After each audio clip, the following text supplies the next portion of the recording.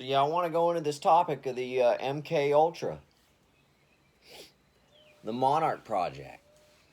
I want to go into these programs and let y'all know what is going on. I'm really not going to go into so much of what they are. I feel like a lot of us, there's a lot of resources. And if you kept up with my story, then you ought to know that. But I'm going to tell you, these were military programs, and the people who have gone through it, they're veterans, y'all. Yeah. Whether you want to say it or not, whether you want to admit it or not, or treat them like one or not, they are. They served your country's military. Yeah. And they had no idea they were serving. They weren't asked to serve. They didn't volunteer to serve. They were chosen to serve. Yeah, a big part of the program is the subject being unaware that they were in the program. And I'm going to go ahead and tell you, and I know this is going to hurt some feelings, but it is what it is, you know. The people who went through it and survived it, you really ought to honor, because they're tough. I'm going to tell you, the survival rate of that program is very low. It was more likely that you would survive a war if you just went out and served traditionally in infantry out on the front lines than for you to go through that program, the war of the mind. Yeah, your chances of survival were better.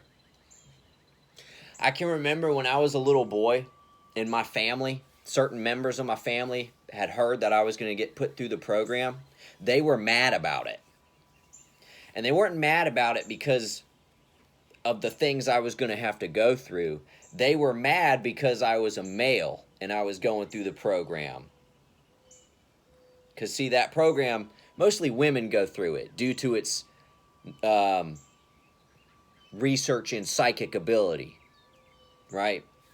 But because I am a psychic and I'm a male psychic and my bloodline, I went through it, and they were upset about that. They were upset because I was going to get some kind of benefit out of it going through the military program that way than just having to enlist and serve, as most boys do that grow up in those families. Because most of those families encourage, and by I mean encourage, I mean they pretty much, it's like making them, go through the military and serve. And guys, I respect and serve all the vets, but I'm trying to raise the point and awareness of a project and of a program that has been hidden.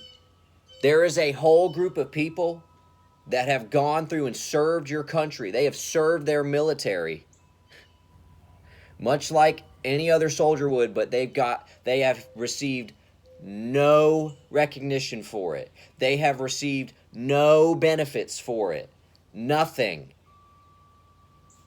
It's almost as if the people who were running this program would have rather they all died. That way they can bury it. But you can't bury it, guys. There's too many of us that survived. I'm going to go ahead and say, if you had to choose between the two, whether to go through the MK Ultra program or to go serve in the regular war, you would have rather have served in the regular war. Because I'm going to tell you, you probably wouldn't have survived the MK Ultra program. Most children didn't.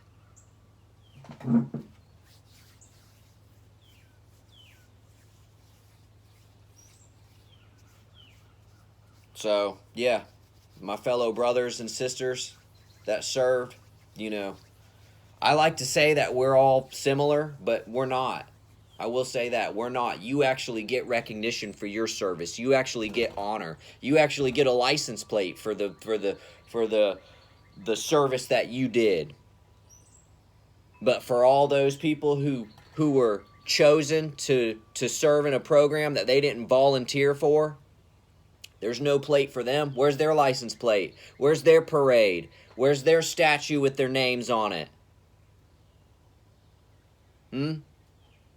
Not only is none of that there, but there are a group of people who are actively trying to hide the fact that their service exist to begin with. So, we're not the same. Not at all.